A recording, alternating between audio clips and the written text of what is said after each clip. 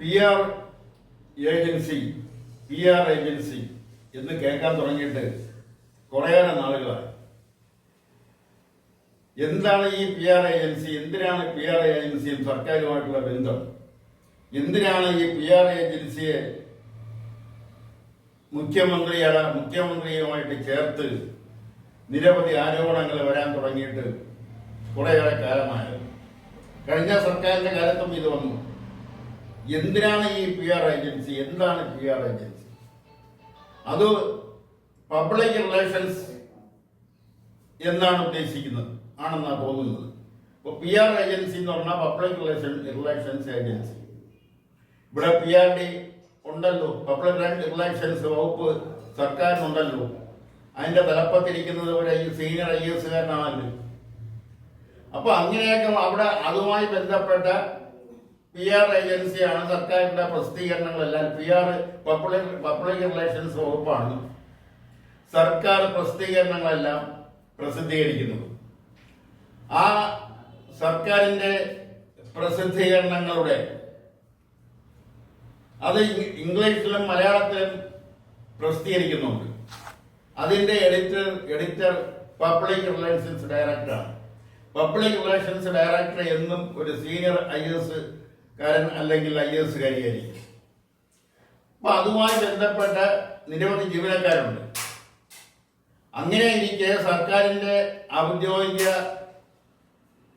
വകുപ്പ് മാറ്റിക്കൊണ്ട് മുഖ്യമന്ത്രിയുടെ ഓഫീസിൽ പ്രത്യേകം പബ്ലിക് റിലേഷൻസ് വിങ് പ്രവർത്തിക്കുന്നു.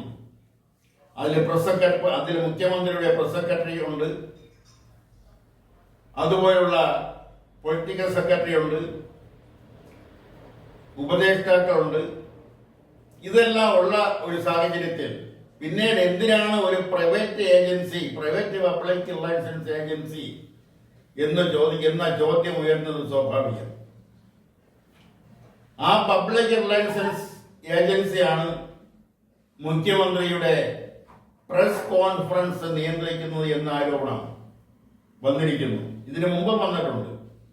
ചില വൻകിട പത്രങ്ങളുമായി, കുത്തക പത്രങ്ങളുമായി അഭിമുഖങ്ങൾ ഏർപ്പെടുത്തുന്നതും ഈ പി ആർ ഏജൻസിയാണെന്നുള്ള ആരോപണം നേരത്തെ വന്നിട്ടുണ്ട്. എന്തിനാണ് ഇതുപോലുള്ള പ്രൈവറ്റ് ഏജൻസിയെ കാര്യങ്ങളെ ഏൽപ്പിക്കുന്നത്? അത് ഏൽപ്പിക്കുന്നു എന്ന് പറയുന്നത് ശരിയായാലും തെറ്റായാലും ആ ഒരു ആരോപണം ശക്തമായി നിലനിൽക്കുന്നു. ആ ഒരു സാഹചര്യത്തിൽ അതിനെ അങ്ങ് ഒഴിവാക്കുന്നതല്ലേ നല്ലത്. ഉന്നതരായ മാധ്യമ രംഗത്ത് പരിചയസമ്പന്നരായിട്ടുള്ളവർ മുഖ്യമന്ത്രിയുടെ ഓഫീസിലുണ്ട്. അതെല്ലാം പോരാഞ്ഞിട്ട് പിന്നെ എന്തിനെ ഒരു പ്രൈവറ്റ് PR ഒഴിവാക്കുന്നതല്ലേ നല്ലത്. അതങ്ങനെ നിൽക്കട്ടെ. മുഖ്യമന്ത്രി ആ അഭിമുഖത്തിൽ പറഞ്ഞിട്ടുള്ള കാര്യങ്ങൾ, ഹിന്ദു എന്ന് പറയുന്ന പത്രം, ആ ഹിന്ദു എന്ന് പറയുന്ന പത്രം പുരോഗമന പത്രമാണെന്നാണ് ഒരു വൈപ്പ്. ശരിയായാലും തെറ്റായാലും എന്തായാലും അത് കോർപ്പറേറ്റ് നിയന്ത്രിക്കുന്ന ഒരു പത്രമാണ്, പത്രങ്ങളുടെ കൂട്ടത്തിൽ പെടുന്നതാണ് എന്ന കാര്യത്തിൽ സംശയം വേണ്ട. അതങ്ങനെ നിൽക്കട്ടെ. ഇവിടെ മുഖ്യമന്ത്രി കഴിഞ്ഞ പ്രാവശ്യം ആ പത്രത്തിന് നടത്തിയ അഭിമുഖത്തിൽ പറഞ്ഞിട്ടുള്ള കാര്യങ്ങൾ പിന്നെ എന്തിനാണ് അതിൽ ഉറച്ചു നിന്നുകൂടി? ഇതെല്ലാവർക്കും അറിയാവുന്ന ഒരു കാര്യമാണ്. അല്ലെങ്കിൽ പൊതുരംഗത്ത് നിൽക്കുന്ന, മാധ്യമരംഗത്ത് നിൽക്കുന്ന, രാഷ്ട്രീയ രംഗത്ത് നിൽക്കുന്ന, സാംസ്കാരിക രംഗത്ത് നിൽക്കുന്ന, സാമൂഹ്യ രംഗത്ത് നിൽക്കുന്ന എല്ലാവർക്കും 90% പേർക്കും അറിയാവുന്ന കാര്യമാണ് മുഖ്യമന്ത്രി വെളിപ്പെടുത്തിയത്.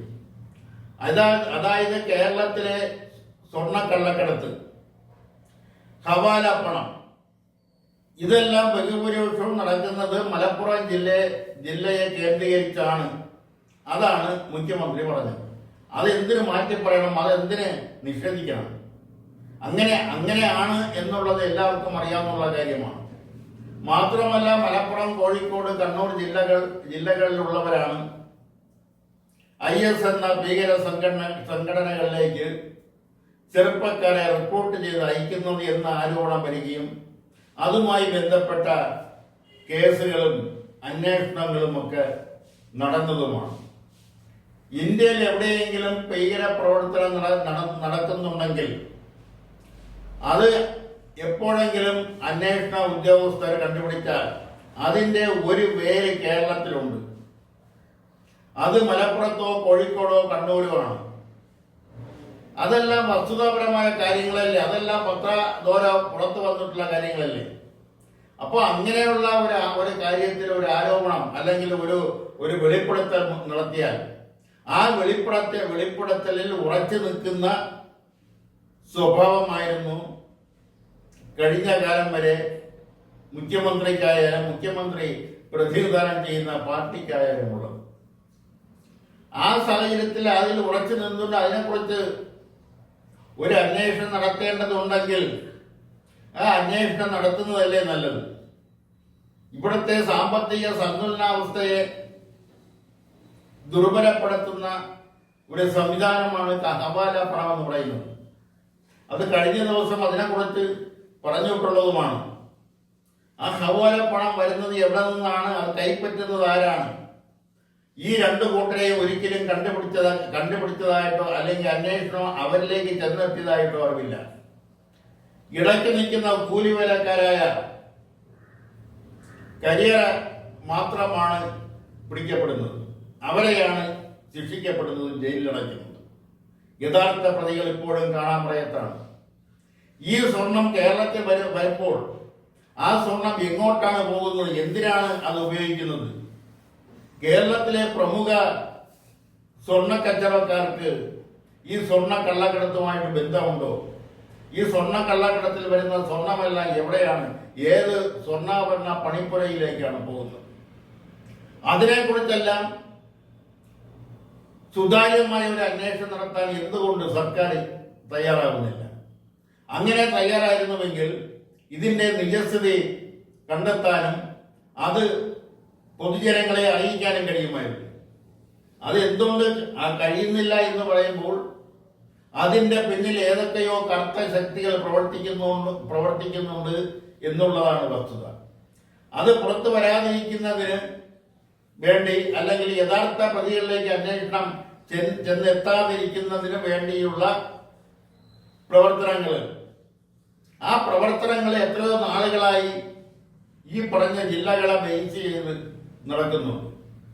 അവിടെയെല്ലാം നിസ്സഹായമായി നോക്കി നിൽക്കാൻ കേരള സർക്കാരിനോ കേരള സർക്കാർ നിയമിക്കുന്ന അന്വേഷണ ഏജൻസികൾക്കോ അന്വേഷണ ഉദ്യോഗസ്ഥർക്കോ കഴിയുന്നു. അവരത്രയധികം പ്രബലരാണ്. പല സ്വർണ്ണക്കടത്തുമായിട്ട് ബന്ധപ്പെട്ടുള്ള കൊലപാതകങ്ങൾ, അതിലൊന്നും യഥാർത്ഥ പ്രതികൾ പിടിക്കപ്പെടുന്നില്ല, അല്ലെങ്കിൽ അത് ചെയ്യിച്ച പ്രതികളെ പിടിക്കപ്പെടുന്നില്ല. അവരെല്ലാം ഉന്നത സ്ഥാനങ്ങളുമായി ബന്ധമുള്ളവരാണ്. ഇതെല്ലാം എല്ലാവർക്കും അറിയാം. പക്ഷെ ആരും അത് പരസ്യമായി പറയുന്നില്ല എന്ന് മാത്രം. അത് രാഷ്ട്രീയ പ്രസ്ഥാനങ്ങളായാലും മാധ്യമ പ്രസ്ഥാനങ്ങളായാലും അതൊന്നും കുറെയൊക്കെ മാധ്യമങ്ങൾ പുറത്ത് പറയുന്നുണ്ടെങ്കിലും അത് യഥാർത്ഥ വിവരം ഇപ്പോഴും കാണാൻ പറയത്താണ്. അതെല്ലാം പുറത്തു കൊണ്ടുവരേണ്ടുന്നത് പുരോഗമനപരമായി ചിന്തിക്കുന്ന എല്ലാവരുടെയും ആവശ്യമാണ്. പുരോഗമന രാഷ്ട്രീയ പ്രസ്ഥാനങ്ങളുടെ ആവശ്യമാണ്. അതിലെല്ലാം ഉന്നത ഉദ്യോഗസ്ഥർക്ക്, പ്രത്യേകിച്ചും പോലീസ് വകുപ്പിലെ ഉന്നത ഉദ്യോഗസ്ഥർക്ക് പങ്കുണ്ടെന്ന് പറയാൻ തുടങ്ങിയിട്ട് ഇത്തിരി നാളായി. അതിൽ ഒരു ഭരണകക്ഷി MLA വരെ അതിൽ ആ ആരോപണം ഉന്നയിച്ചിട്ടും ആ ഭരണകക്ഷിയിലെ രണ്ടാം കക്ഷിയായ CPI ക്രമസമാധാനത്തിന്റെ ചുമതലയിൽ നിന്നും ആ പോലീസ് ഉദ്യോഗസ്ഥരെ മാറ്റി നിർത്താം എന്ന് പറഞ്ഞിട്ടും അതും ഉണ്ടായില്ല. ആരോപണ വിധേയരായ ഉദ്യോഗസ്ഥർ അത് ആരൊക്കെയായാലും, അത് മുഖ്യമന്ത്രിയുടെ പേഴ്സണൽ സ്റ്റാഫിൽപ്പെട്ടവരായാലും അവരെയെല്ലാം മാറ്റി നിർത്തിക്കൊണ്ട് അന്വേഷിക്കേണ്ടതാണ് ഒരു പുരോഗമന രാഷ്ട്രീയ പ്രസ്ഥാനത്തിന്റെ ആവശ്യം. പുരോഗമനപരമായ കാര്യങ്ങൾ കൈക്കൊള്ളുകയും അത് നടപ്പാക്കാൻ ശ്രമിക്കുകയും ചെയ്യുന്ന സർക്കാരിന്റെ ഒരു മുഖം എന്ന് പറയുന്നത് ആരോപണ വിധേയരായിട്ടുള്ള ഉദ്യോഗസ്ഥരാരായാലും അവരെ മാറ്റി നിർത്തുക എന്നുള്ളതാണ്. അക്കാര്യത്തിനെ കുറിച്ചൊക്കെ ചില അന്വേഷണങ്ങൾ എവിടെയൊക്കെയോ നടക്കുന്നുണ്ടോ എന്നത് ഒഴിച്ചാൽ എന്തുകൊണ്ട് ആരോപണ വിധേയരെ മാറ്റി നിർത്തുന്നില്ല?